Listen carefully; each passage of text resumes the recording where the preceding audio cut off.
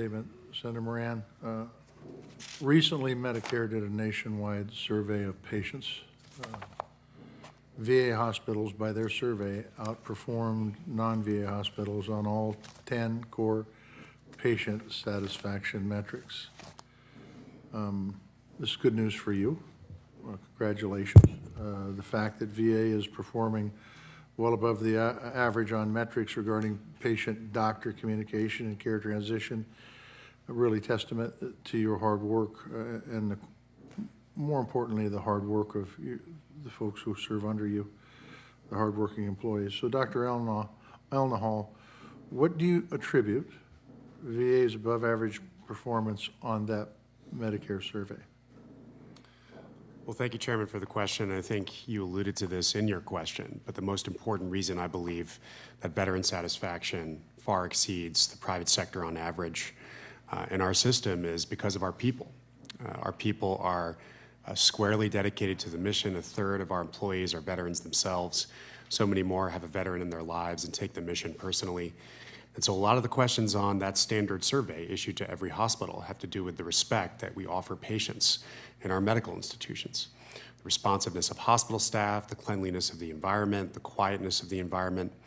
All these are things that our employees pay attention to very closely because they know that every single veteran's experience matters. We are not there where we need to be on every facility. 72% of our facilities are 4 or 5 stars compared to about 48% in the private sector, which is great. But we won't rest until 100% of our facilities are doing that because every veteran, no matter where they live, deserves that superior treatment. Internal patient satisfaction surveys reaffirm that VA services are top-notch.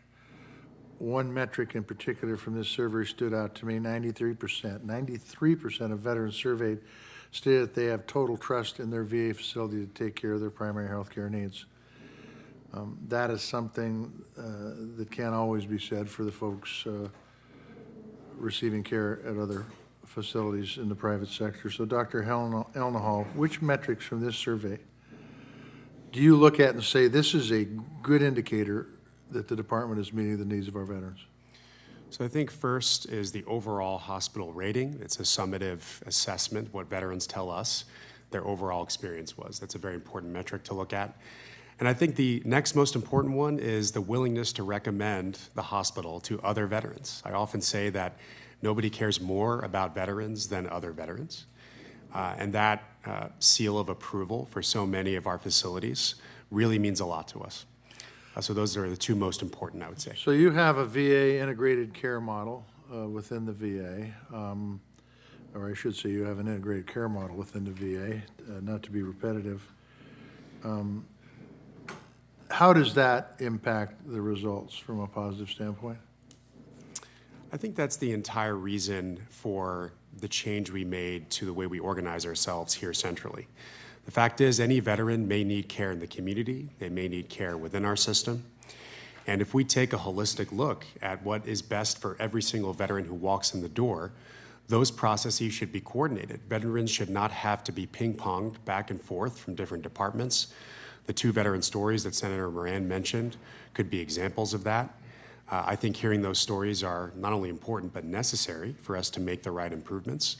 And what I can tell you is how this is working at our facilities so far is much better than our system-wide coordination of that integration. We still have some work to do on ensuring consistency of our processes, but I can tell you that excellence is really happening in a lot of our facilities, and we're proud of it. So that's the positive side of the ledger. Let me tell you about the complaints that I hear. And the complaint that I hear from veterans in Montana, and the Senator Moran referred to this, it's the length of time for an appointment to be scheduled. I mean, that's truthfully it. I mean, that's it. I mean, they really can't complain about not having access if access isn't there, but it's the amount of time it takes. So Dr. Elnahal, or either one to your right or your left, walk us through the reasons that there are delays, and what are you doing to fix that? So I think the most important reason we see delays in scheduling care in the community is that we don't yet have standardized, streamlined processes implemented across the system. That is one of the most important charges I've asked integrated veteran care to focus on to ensure that consistency and oversight. I'll ask Dr. Lapuz to fill in some details there in a second. But I also think that many veterans have told us that they'd rather just schedule the appointment themselves. That's how the care works for care that they get outside of the VA. Veterans feel empowered when you give them an authorization and you give them a community provider within our network. We've seen success on this in Bedford and in areas of Vision 19 as well. And so we want to expand that opportunity to more and more services over time. And I think if we do, the evidence shows that we will reduce the time to schedule. I will also say that that's why this is one of our 3 most important metrics that we are tracking across the system. The time to schedule community care appointments is being tracked in every medical center with expectations for improvement throughout the fiscal year. If we have time, Dr. Lapuz. Yes, thank you very much, Senator, for that question. So the other thing, too, that we're improving is the technology that is available to schedule veterans in the community.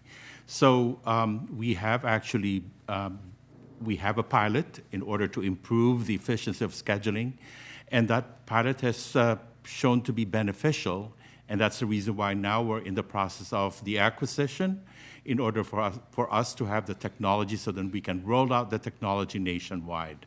And we expect that that's going to be happening probably before the end of the calendar year. The second thing that we're doing is as Dr. El Nahal said, that we're improving the processes apart from veterans self-scheduling that we are going to be rolling out and making sure that all of the facilities are employing veteran self-scheduling. The other thing, too, that we're doing is we're improving the utilization of what we call Consult Toolbox. This is a process to allow us to get the veteran's preference ahead of time, so then we will be able to schedule the veterans much more smoothly. And then finally, we thank Congress for the assistance that Congress has provided us so then we can hire the necessary staff, because that's the other thing that we're having problems, particularly in the rural communities, that is hiring staff to actually be doing the scheduling. So we truly appreciate the assistance of Congress. Okay, Senator Moran.